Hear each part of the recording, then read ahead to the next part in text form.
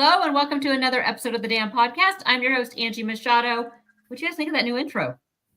Love it. Putting my skills to work here. I am joined, this is, like I said last week, the all-new Damn Podcast. We are joined with Beaver Blitz writer Spencer Newell, Davis Doan, and Cass Smith, right? Yes. Okay, it didn't sound right. That's okay. I was calling Davis Jake the other day, so we are batting 1,000 today. But we have so much to talk about, guys. Welcome, Cass. This is your first Damn Podcast, so welcome. I will try to direct you guys so we're not all talking over each other. We have a lot to talk about. We're going to talk about Fresno State, what went right, what maybe didn't go so right. We're going to preview Texas Tech, and then I have a whole slew of damn questions from the Lodge at Beaver Blitz. If you have questions and you're watching us live, make sure to jump in those comments. We'd love to answer questions and feature your comments. But guys, Fresno State. Beavs are now sitting at 0-2. They now hit the road for two pretty tough tilts against two top 25 teams in Texas Tech and Oregon.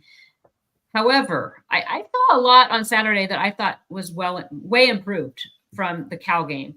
I'm looking at the stat sheet, 528 yards, total offensive yards for Oregon State, 29 first downs versus 15, 11 players that caught passes, dominated time of possession. Defense played pretty well, I think, until that last minute. Special teams is another topic in its own right. Spencer, what was your overall kind of thought of the game as a whole? Malik has an elite arm. I thought he was much better than Cal, obviously, with his numbers. He was still missing the mark at points. That 2-point conversion where Trent was wide open, he missed him, and he just aired it. We've been talking about Taz Reddick for a couple of years. And I know Cass has been high on him for a while, and he's here. Yeah, absolutely. Cass, what did you see? Welcome, by the way. Thank you.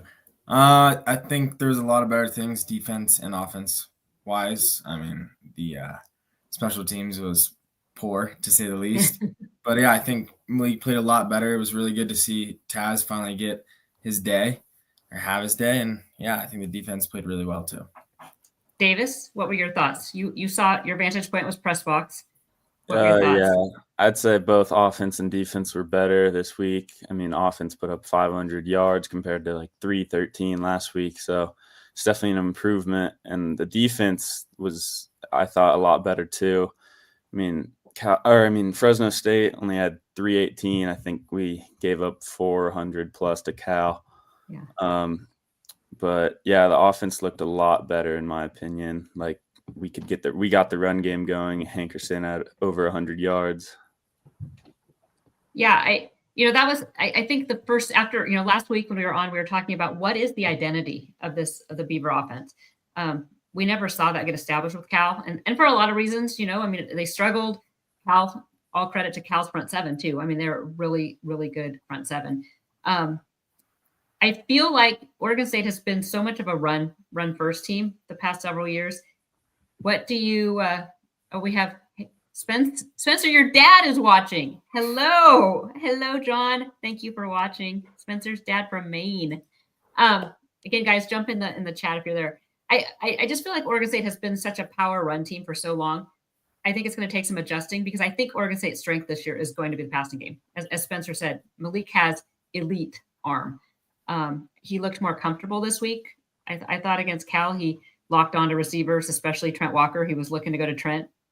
This last week, I thought Fresno did a really good job of keeping Trent Walker covered. But when you get 11 guys making catches, I think that's huge. Taz Reddick's, we have talked about him. Davis, it goes back to spring. It goes back to last fall with Jake. We would see him do some amazing things and then just not consistently make those plays. You guys think this is the corner he turned? Davis, do you think he has kind of put it all together now? Yeah, I think so. I mean, 11 receptions, I believe, versus week one he had 1.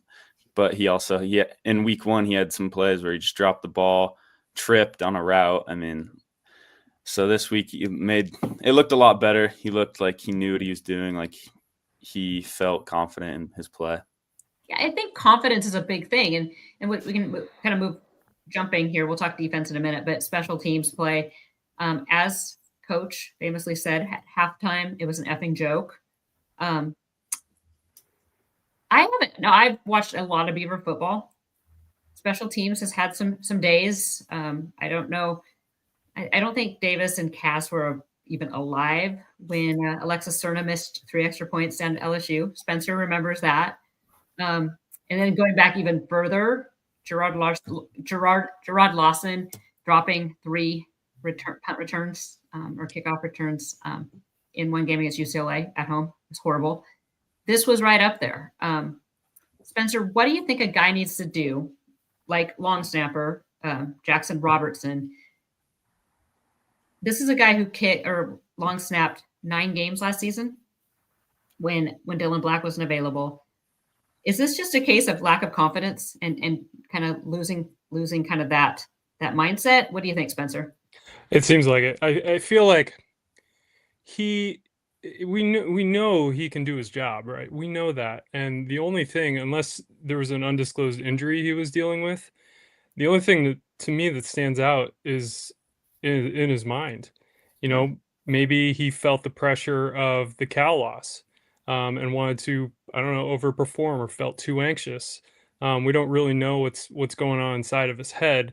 What I will say is, and the announcers made a comment, I wasn't at the game, but the announcers made a comment that when special teams when the defense was off the field, I think it was Ryan Leaf, he's like, there is no long snapper practicing right now. Like, this is the time they got to get their long snapper some reps in practice. And they maybe showed one clip of maybe it was Haverland at that point taking some snaps on the sideline. But I thought that was telling, and I don't, for an announcer to notice that, I think is a big deal. So that is telling. I hadn't heard that and I hadn't seen that, but you'd think if you were having problems, you'd be overworking on it. Yeah. What do you think about organization as far as Beaver football as a whole? Did it look, whether you watched it on TV or you were at this, I think sometimes you can see better on TV. Kaz, you watched it. Did it look chaotic on the sideline? Did it look organized? What were your thoughts on that? There wasn't a ton of sideline shots. Okay. I did see one where they were practicing long snaps. Besides that, I didn't really see much. Okay. It's an interesting, that it's been quite the topic in the lodge and on social media that, and how it's coaches should be losing jobs, and that's not our place to jump in and dive in. But let's go back now. We'll talk a little bit more special teams in a little bit, but let's talk defense, because Davis, you and I talked in the press box a few times about especially offense, but it just, even when Oregon State was down, you and I said, oh, it kind of feels like Oregon State's going to be able to bounce back. It didn't feel in doubt. What happened there in that last minute of when Fresno State was able to come back? They couldn't stop the run. They were trying to throw the entire last drive, but if once they didn't find an option, their quarterback Warner, he made 2 long runs that just got them downfield like immediately. Yeah. So you go back and you look at this game. Oregon State scored 27 points, and the defense only gave up 22. 27 points, and you give up 22. That's, and all the stats were in Oregon State's favor. You would think Oregon State won that game, and then they didn't. They didn't. So now, like I said, Oregon State's going 0-2. Couple performances that stood out. I put on my notes Malik Murphy and Taz Reddix. We talked a little bit about Taz, a little bit about Malik. Kaz, do you have anyone that stood out to you that you want to kind of give a game ball to? I'd say Hankerson getting the 100 mark, kind of finding his groove again. There were some pretty big runs and some really good moves, finding the holes. So I'd give it to him. His yards too did not come easy though. That was each one of those 100 yards was hard fought. Mm-hmm. Spencer, how about you?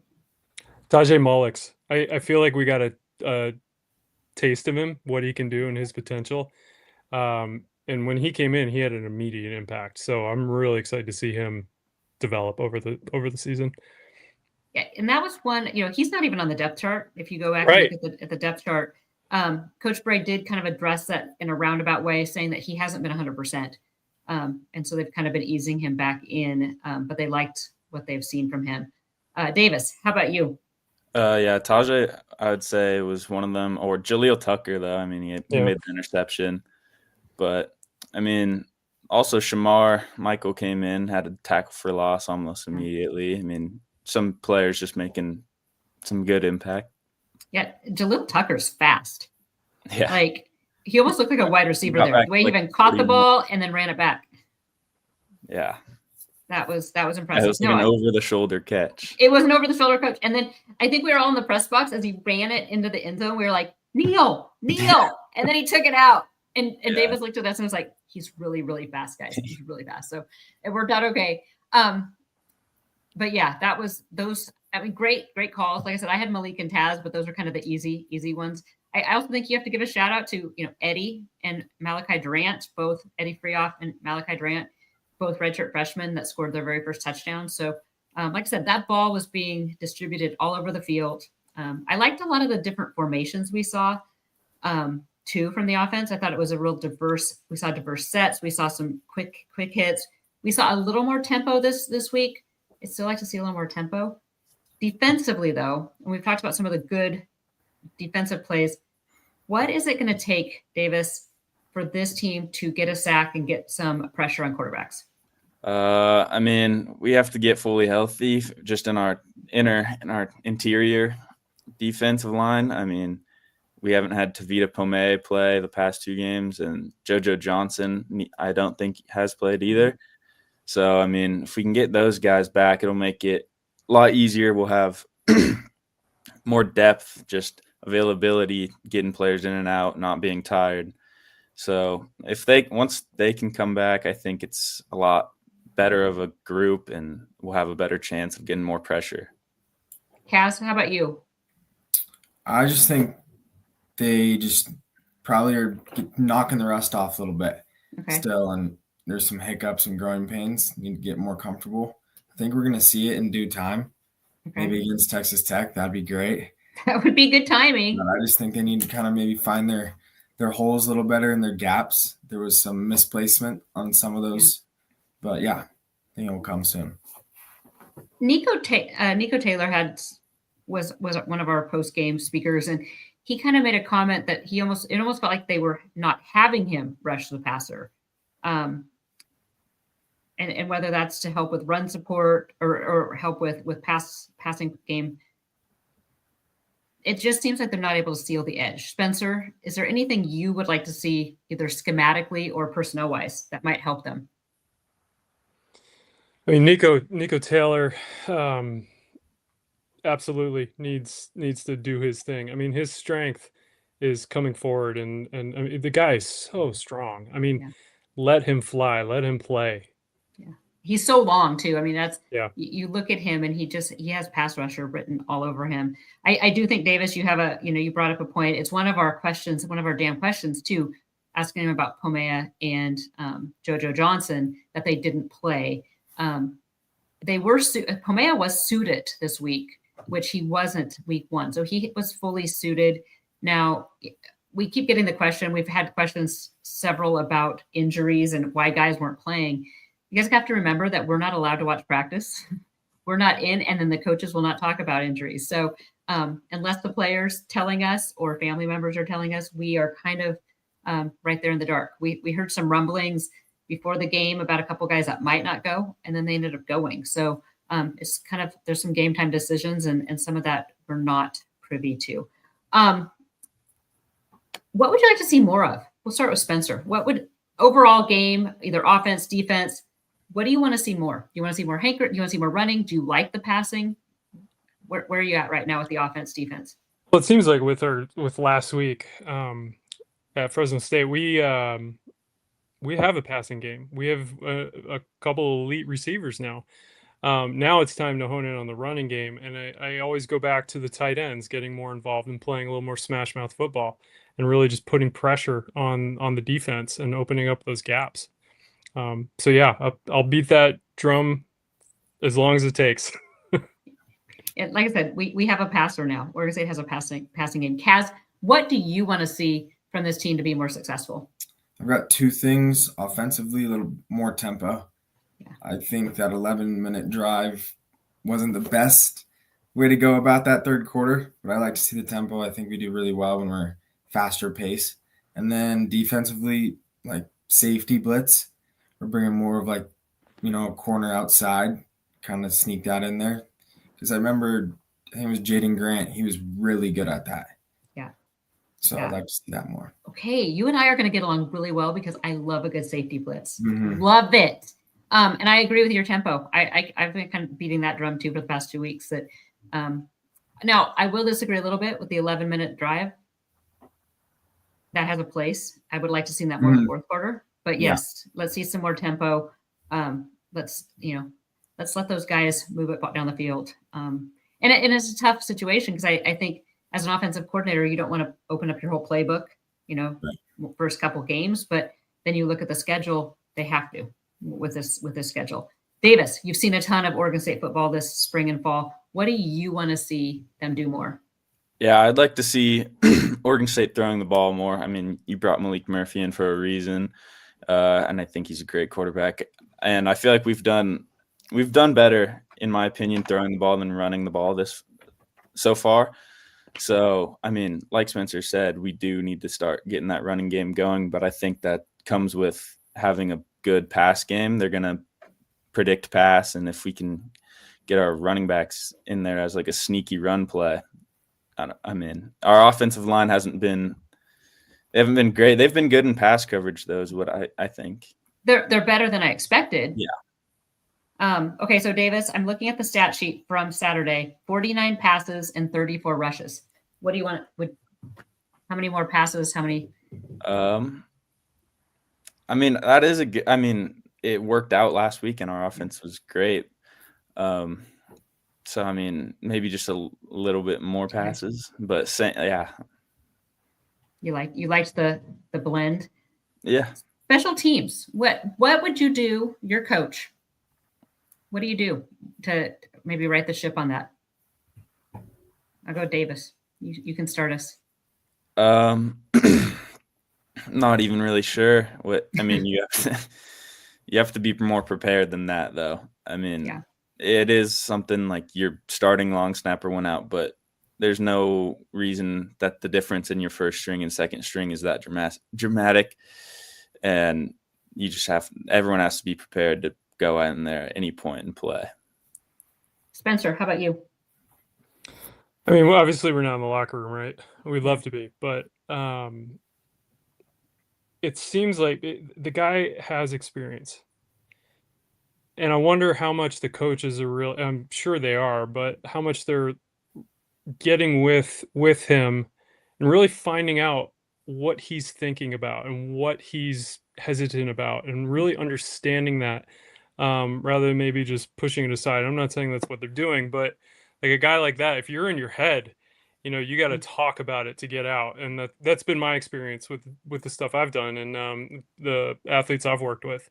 And once you expel all that mental, just the self-worth stuff, like all of that, all the hesitations and everything, and talk through it, my hope is that he breaks through. Yeah. I mean, I've never kicked. I've never been a kicker, but I liken it to the yips and putting. Like sometimes guys just get in a groove, or even MLB guys or baseball players, they get in a spot where they just can't hit a fastball, or they can't. But it's like Spencer said, it's in their head. Kaz, what special teams? What are your thoughts to turn it around? I think kind of seconding Spencer. I think it's all mental. Either just figuring out what he needs to change mentally, because I don't think it's like his skill that's there. I just think it's totally in his head, and he needs to fix that or come up with something different to make it better. Yeah. So Aiden Hill in the live chat says majority of the special teams seem unprepared and lacking fundamentals and techniques by alarming them out. So it's interesting. So Coach Bray yesterday, Monday, had talked about special teams. He'd talked to Coach Christian. But Coach Christian, I mean, I'm sure Coach Bray has heard the chatter on fan sites in Beaver Blitz that there should be a change made in coaching. And his response was, Coach Christian isn't the one kicking the ball or snapping the ball. I get that. However, it has seemed that special teams has not looked crisp. They don't come out prepared. The 12 man on the field for the first game that cost the Beavers a touchdown, and then the costly mistakes. I would like to see the unit just be a little crisper and be a little better prepared. We've seen a lot of mistakes happen first, second, third week, and it happens. But when you have that many compounded, it just seems like, okay, it's time to take a deeper look inside and see what can we do different from a preparation standpoint. Anything else about Fresno State? Anybody have anything to say about Fresno State or your thoughts? Yeah, to have Eddie Freehoff get his first touchdown, that was such a cool moment. And the photo his dad posted afterwards, I think his name is Daniel. You feel so good for the kid. I mean, I do. I lived in Bend for a long time. I mean, Cass probably saw him play when he was at Summit. I mean, it's just a great story, and I hope Beaver Nation really embraces him. Yeah, it is a good story. It was fun to talk. We met with him. He met with the media. It was after a scrimmage this fall camp, and I kind of pulled him aside. Just one of my sorority sisters at Oregon State is a teacher in Crook County, and so I asked him if he knew her, and his face lit up, and he's like, "Oh yeah, her daughter goes to Oregon State," and then to ask him if he knew Marcus Greaves, because Marcus, former Beaver Blitz, now in Atlanta. Marcus was on last week, but Marcus, I asked him if he knew Marcus Greaves, and he kind of stopped for a minute. He goes, "Actually, yeah, he came and did a camp when I was a kid back at Prineville." So small world, but fun to see him just light up. It is fun to see, and I think Beaver Nation is going to love him as they get to know him a little better. We're going to take a quick break, and then we're going to come back and we'll talk for the podcast side, and we're going to come back and talk Texas Tech, because this is quite a battle that is Beavers are jumping into. We'll be back in just a second for the second half of the Dan podcast.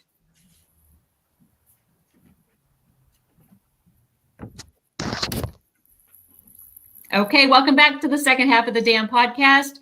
Angie Machado here, joined with Davis Doan, Cass Smith, and Spencer Newell. We just recapped Fresno State. Oregon State is 0-2 on the 2025 season. I don't think any of us thought that the Beavers would be 0-2 right now. And now they have a tough test. They are hitting the road to Lubbock, Texas, to take on number 21 Texas Tech. Tough task. I mean, anytime you go on the road is tough. Lubbock's going to be tough. Looking at Texas State or Texas Tech, they have not played anybody substantial yet. They have wins over Arkansas, Pine Bluff, and Kent State.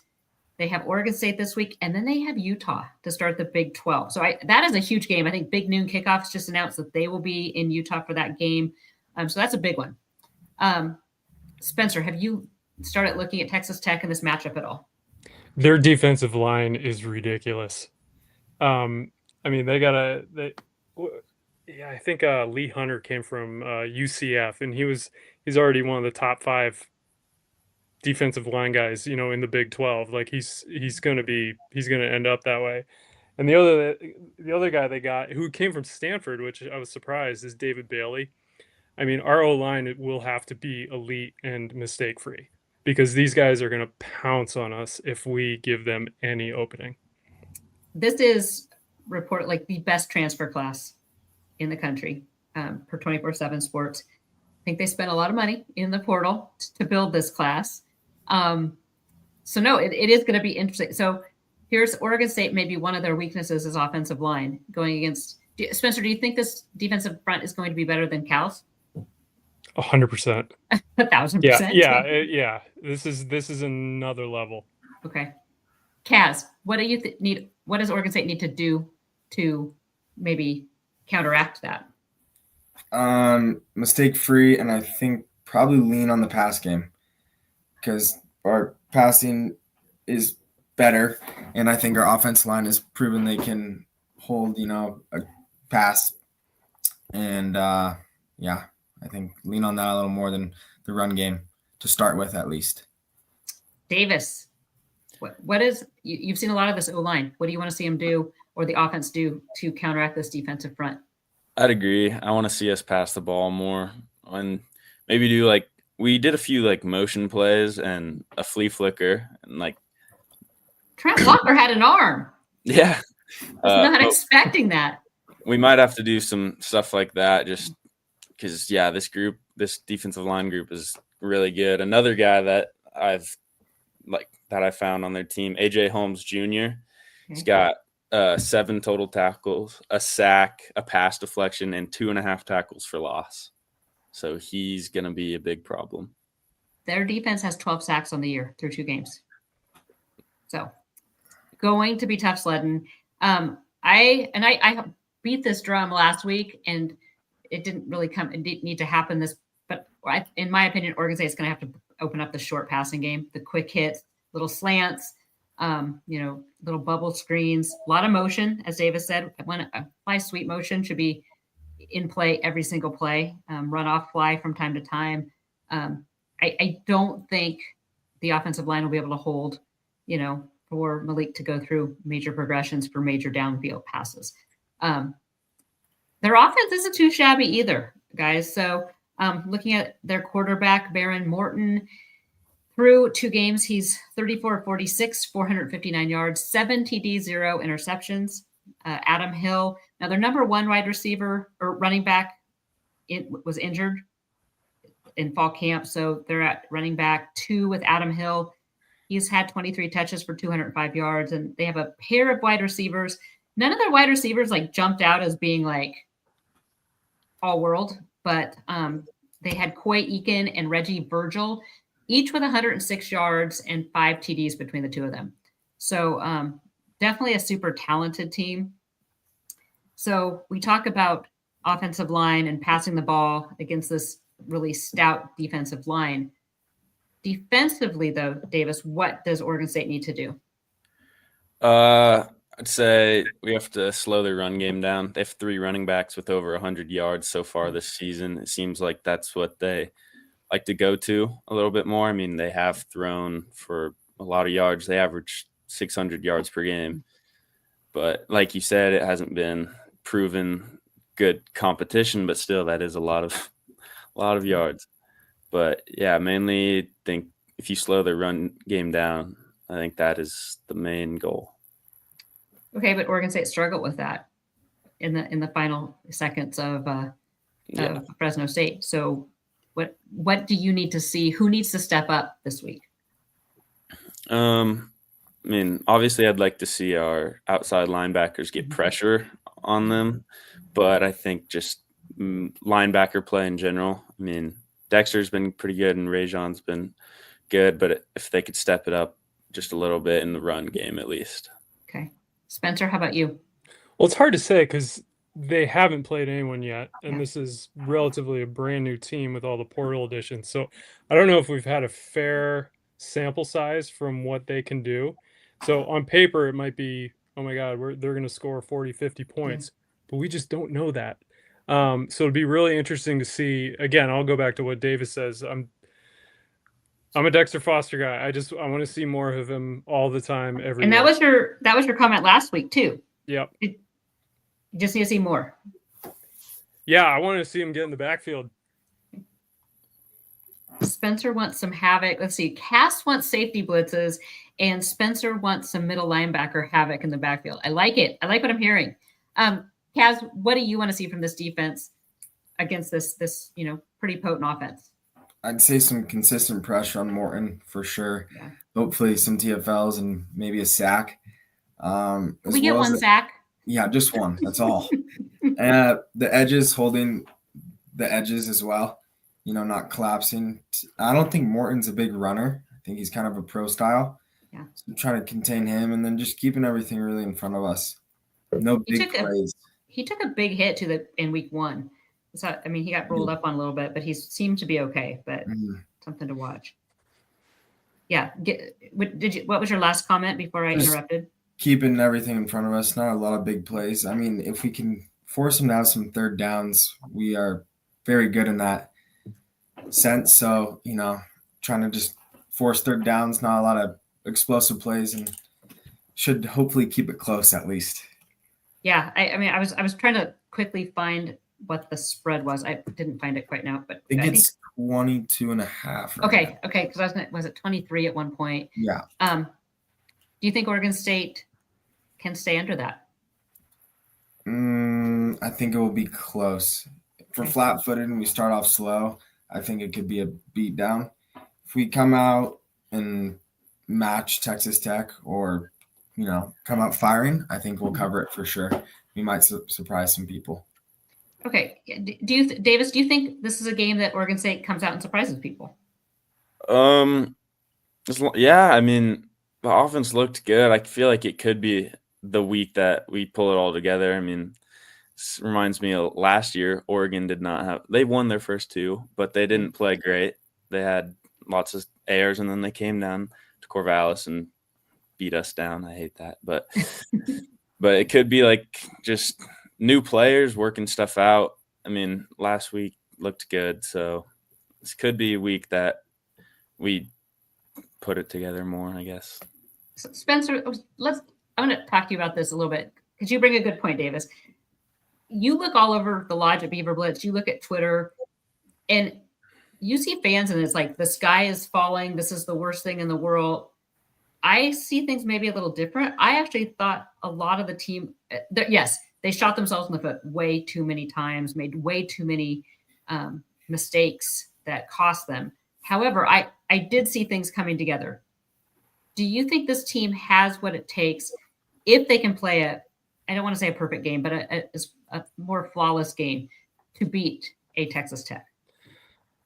I do, because that's the way the Beavers roll sometimes. They can look terrible one week, and we go back to the LSU game back then. I mean, they were number one in the country, and we came in and look at the Civil War a couple of weeks ago. I mean, the Beavers are capable of anything. I think the one thing we really have going for us is the one knock on Texas Tech is their secondary and their pass defense, and that's our strength right now. So if we can just pinpoint that, I'm not going to say it's going to be close, but I wouldn't be surprised if we're closer than people thought, even though my prediction was a little lopsided. Kaz, what are your thoughts on that? I mean, do you think this team has what it takes to, if they do put it together, to come out and play a tight game or come up with an upset? Or do you think that they're too far behind? There's, too many issues going on. I totally think they can surprise some people this week. I just think that, they need to put a full game together, not shoot themselves in the foot. But offense and defensively, we've looked actually better than last year, I think, after 2 games. Yeah, absolutely. Yeah. So I think they can do it. I just think it's going to take a full game with no errors. Yeah, I mean, that's hard because everybody's going to have an error or two. But Oregon State's the first 2 games this year have been very costly mistakes. They're not. I mean, you can handle a false start now and then, or but some of these have been just bad mistakes that have cost points. Kendon Shirley in the chat during our live chat said, if we turn our snapper around, maybe he can throw inside their 20. Better starting position for our defense. Never know. We could get creative. Yes, Scott Stewart. We did see Nahshon Wright last night had a pick 6 for Chicago Bears. That was fun to see. Shawnee doing his thing with the Bears. That was a good game last night too. And I'm not an NFL fan, but I have a husband and a teenage boy that want to play fantasy football. So let's just say football's on in this house all the time. So I watched it. It was actually entertaining. Okay. So we have some I think we kind of went through there, but did I get Davis what we need to do to win the game? Yeah, we can't get behind early. That's the biggest thing. I feel like we have to stay close or ahead of them for at least the first half. Like if we get behind by more than a touchdown or 2, I don't see a way that we win it. Okay. That's your key. Spencer, what's your key to the game? The passing game. Establish that against their secondary and then start implementing the run and just complementing the passing game. I think Malik can do what he needs to do and the rest of the offense. And it's just, I think it comes down to the O-line and then the defensive line in the trenches. We've been talking about this for months. Yeah. But I mean, that is the key, I think, for all of it. Kaz, what is your what does OSU have to do to win the game? start off strong, and I think it's the first quarter. If we're either winning or tied by the first quarter, I think we have a chance. Okay. But we can't come out flat-footed and get down, 2 touchdowns. We're not Wouldn't coming back. you like to see Oregon State Cats come out and just punch somebody in the mouth to start the game? I would love it. I mean, it just it started that way against Cal. They started with a 3-and-out, and then we saw how that again, special teams. Okay, so we're going to take some questions. This is actually we're flying through this one today. It is harder to talk about when things aren't going as well because there's a lot, I think, going on with losing that you hope they can turn it around. Spencer, you probably could do a whole workshop on the mental part of losing and how do you flip that around. But for the fans or for the players? For both. I think we need it for both, actually. Yes, the team needs a team psychologist and fans. I think the Lodge is our counseling center because there's a lot of good discussion. Some, like I said, I'm not there. That I think we have a head football coach that has coached 14 games now. So you got to give some time with really a flip in staff too. A lot of new staff, and as Davis, as Spencer, as we've talked about, there has been a lot of improvement. So let's go to some questions. Most of these came from the Lodge. If you are watching us live, though, and have a question, pop it in the chat comments, and we'll try to get to that. M. Chiafoni has a couple. Lowest point since. So like I said earlier, yes, it's bad. I don't know if I have a lowest point. We got Kaz and Davis, who I don't even know if you've seen. Oh, you have seen some bad Beaver football. I'm coming from someone that I was there during the Pettibone years, and we celebrated if Oregon State beat the spread. So that's how we rolled if they won one game a season. So Spencer? I didn't get into Beaver football until Cass's dad basically tortured me into being a Beaver fan. Nice.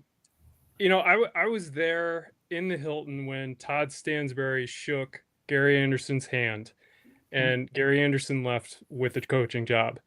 That was the high point, but that guy, my wife went to Wisconsin, and she was around that Okay. team, and he was only there 1 year and did whatever he did. But at the end of Gary Anderson, I've never seen Beaver Nation just be so fed up with that guy.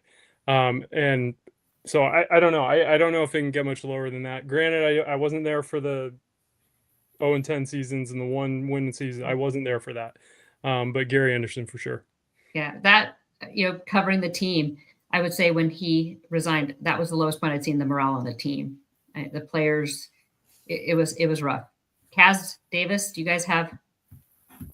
You guys are so new to this. You have no life experience to even weigh in. I would say the 2017 was pretty bad. 1-11. Yeah. That wasn't. Who was that? That would have been Gary, wasn't it? Yeah, it was Gary. That was a bad time. Yeah. That was probably the most recent one I can think of. Davis. Yeah. Same. About the same era there. Okay, so he also said, while Gundy's offense was improved last week, do you have confidence he can string multiple weeks together? Davis, we'll start with you.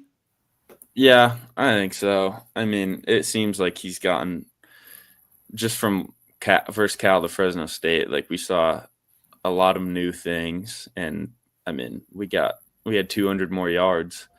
So not that that does have to do with Cal has probably a better defense than Fresno State, but I do think he's starting to just get more confident and not staying within a system, calling what he wants to call. Yeah.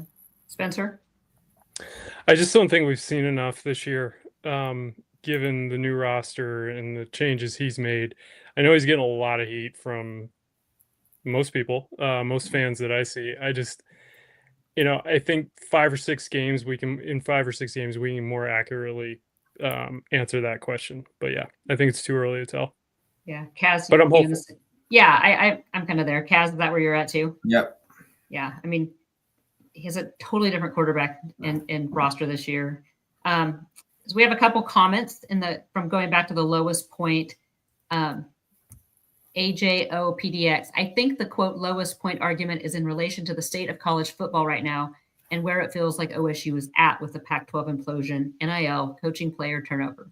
It feels like being left behind. I think that's a good point. I think there's a lot to that. There's been a lot of change in college football, and I don't think a lot of it's for the better, to be completely honest. As we kind of have moved now to a more of a, I mean, this is pro sports for, at Beaver Blitz too, we used to talk about that we wouldn't bash players, and it's an interesting time though, because these guys are paid professionals now. So at what point can people discuss that? So Digital Dam says, I think this is the lowest I have felt about the athletic department as a whole, not just football. And that, some other comments. If Brian Gunderson has been taking a lot of heat last week, and Jamie Christian in the Lodge has been taking a lot of heat, I would say Scott Barnes, Oregon State Athletic Director, has been taking heat kind of throughout for some time. A lot of people not happy with the state of Oregon State athletics right now. I'll skip that one. Go Beavs 42. What is the possible rationale for not making a change as special teams coach after the first two games?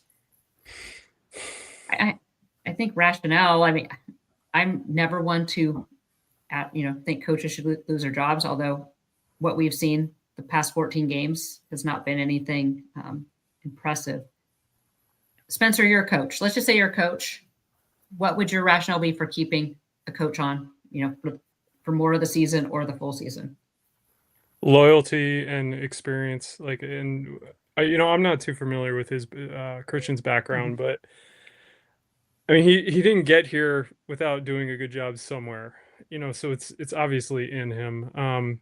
Part of me, the hopeful part, just wants to say that was a total aberration, but can't really say that in all respects, because, fans are heated. Lots of people are heated right now. Yeah.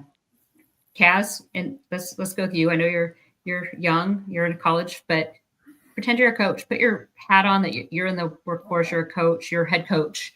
Why would you keep someone around? Kind of agree with Spencer, as well as yes, it's a span of 14 games, but new season, only 2 games in.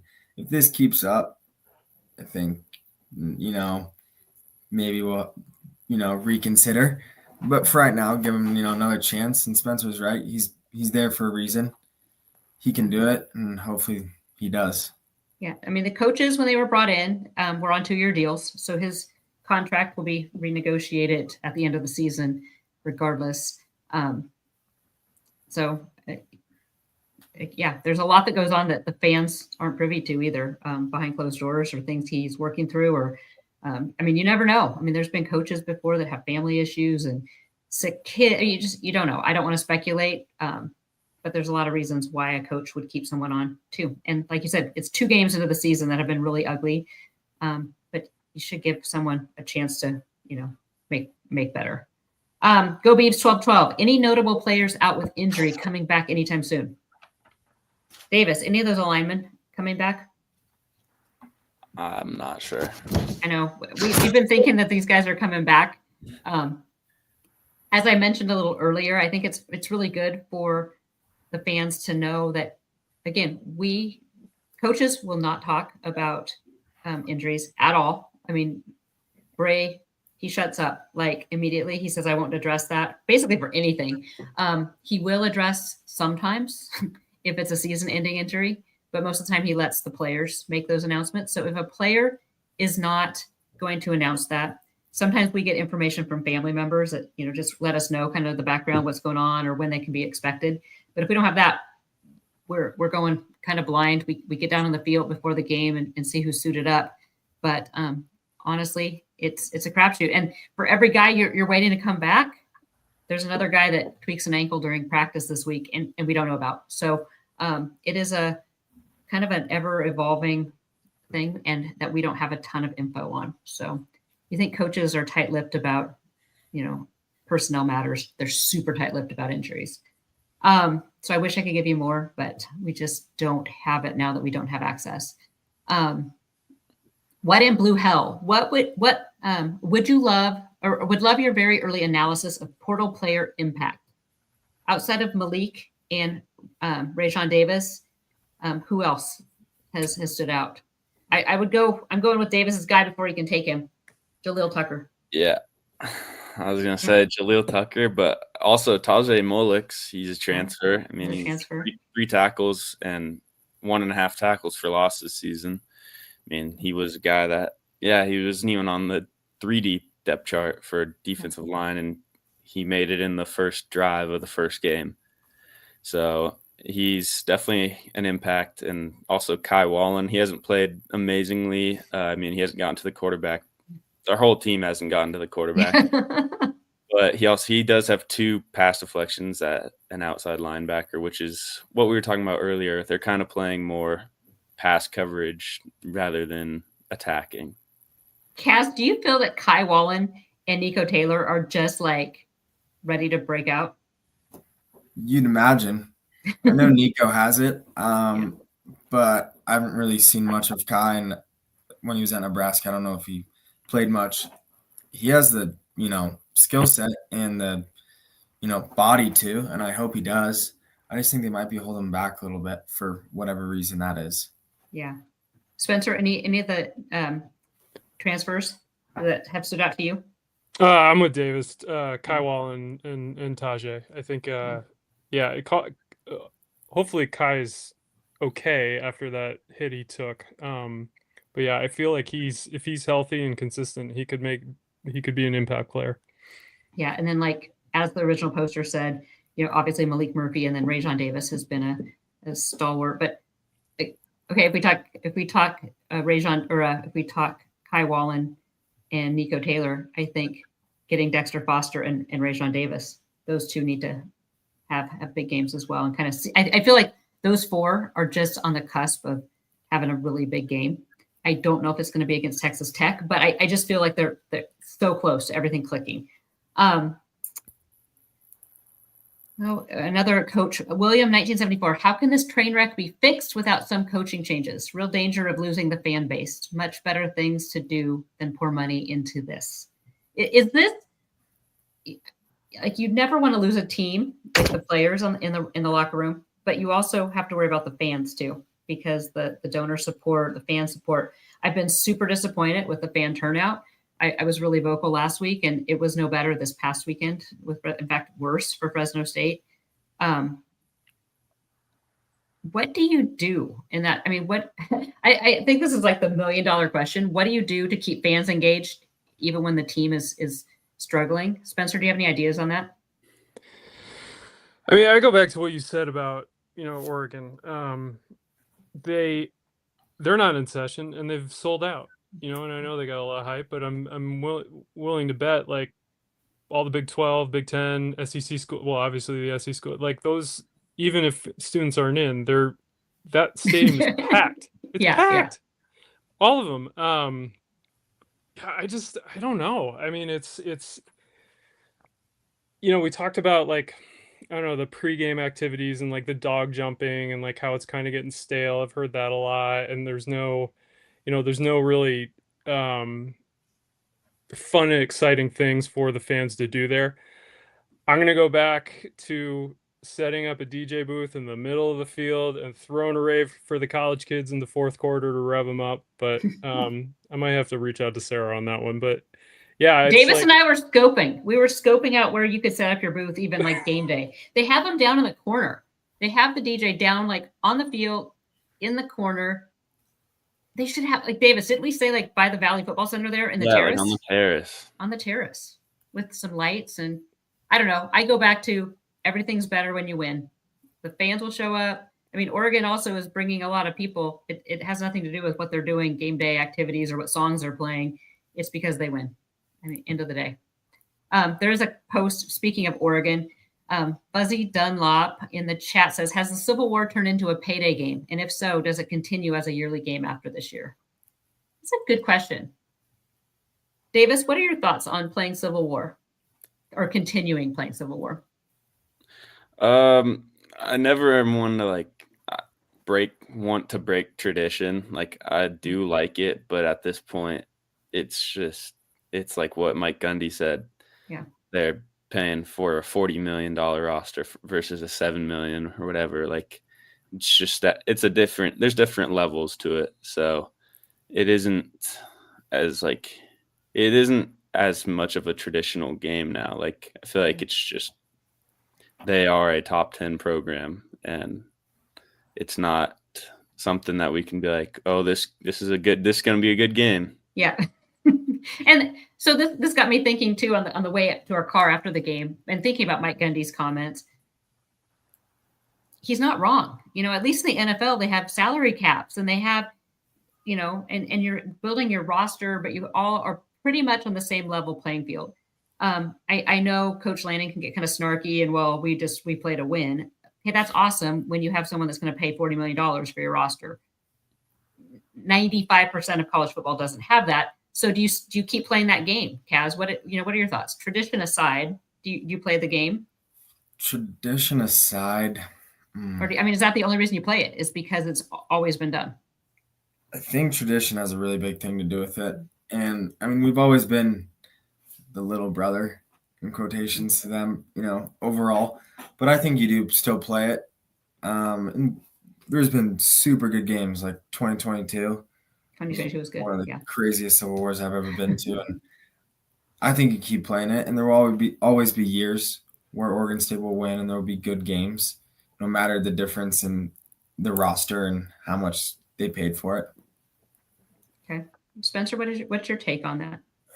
I feel like on the Duck side of things, if it weren't a semi-home game for them, even if it were at Reeser and they didn't have to travel, I don't think they'd play this game, because it won't strengthen their schedule. So from a Duck side, I see, no, why bother, right? I think the fans are, well, this isn't a Ducks podcast, but from our side, it's not a competitive balance right now, and maybe we take it a few years and let the Pac-12 kind of get reestablished, and us to get reestablished and that sort of thing, and maybe revisit it. But if it's just going to be a game where they're going to, and I'm not saying this is going to happen, but they're going to put 60 points on us while we get a field goal, like I don't see the enjoyment in that, really. And it's an easy travel.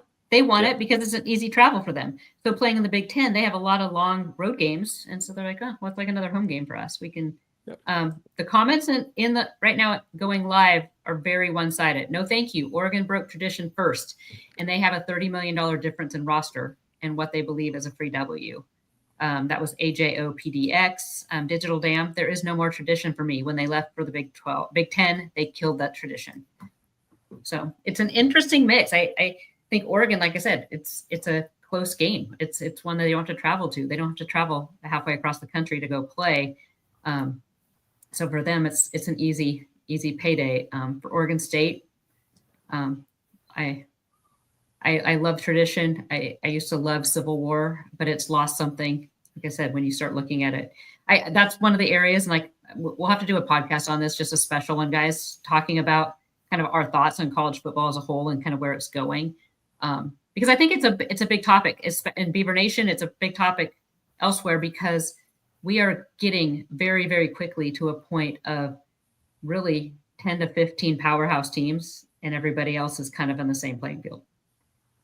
That's not, that's the way things used to be, before 85 scholarships and things leveled the playing field a little bit. So it'll be an interesting time. It's a very interesting time, but Oregon State needs to survive. Oregon State needs to survive. The new Pac-12 needs to, and I do like the new Pac-12 and the teams coming in. I think it's going to be a really fun conference.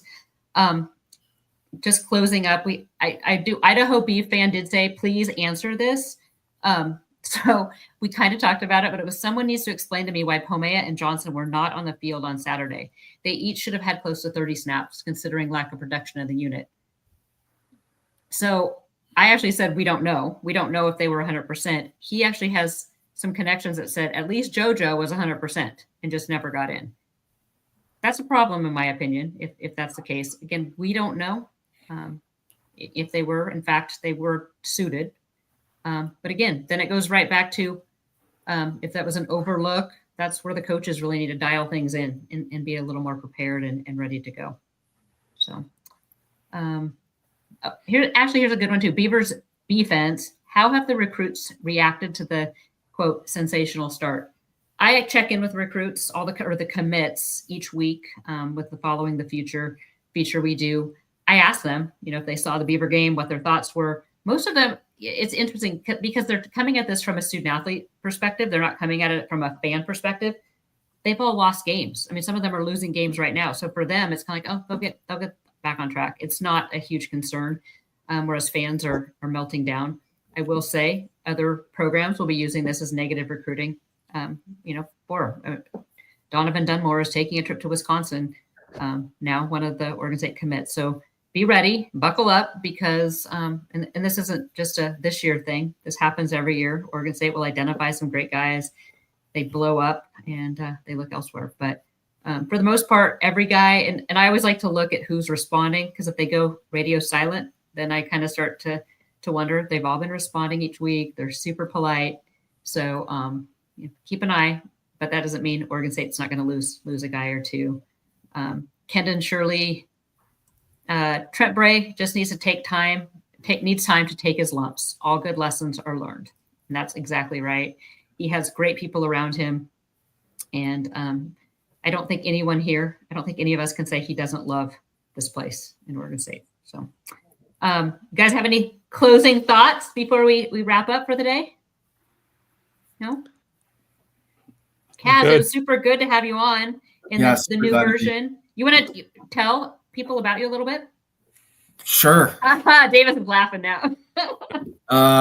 From Bend, Oregon, junior at Oregon State.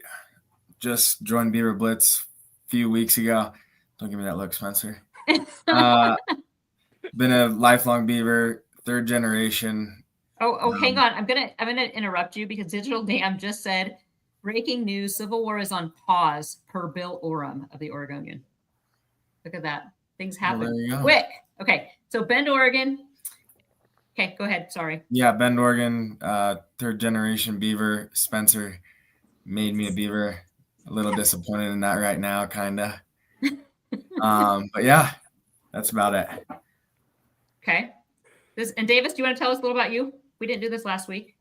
You're from Bend, Oregon, too. Yeah, I'm also from Bend, Oregon. I'm a fourth generation. Oh! I'll be a sophomore.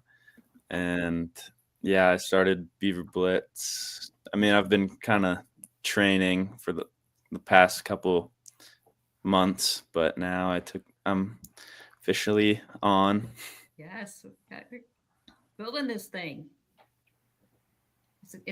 We still miss Jake. So Jake, I know you're watching, so we miss you, Jake. But you helped find some super solid dudes. And Spencer, tell us a little about you. I know you could probably go on for an hour with all the fun stuff you do, but tell us a little. So in 2002, I just graduated college. I moved out to Bend permanently. I was from the East Coast, and I was working banquets at the end of the Seventh Mountain. And I got to Oregon, and I bought this Oregon Ducks hat because I wanted to be a part of Oregon now that I'm living in Oregon, And my manager at that time said, "Hey, why don't you come up and chat with me about a sales position that's going to open up?" And his name was Davis Smith.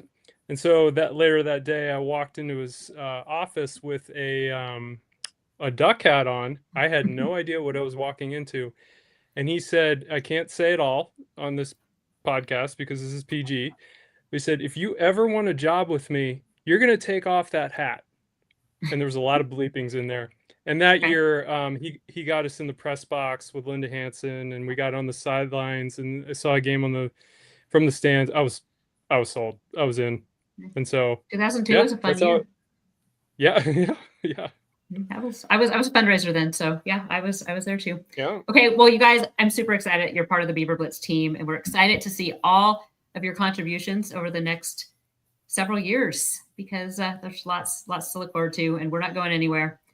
We'll be back next week to talk hopefully about a Texas Tech win. I'm going to keep it super positive. And if not, we're going to talk about what went wrong and where they can fix things before Civil War.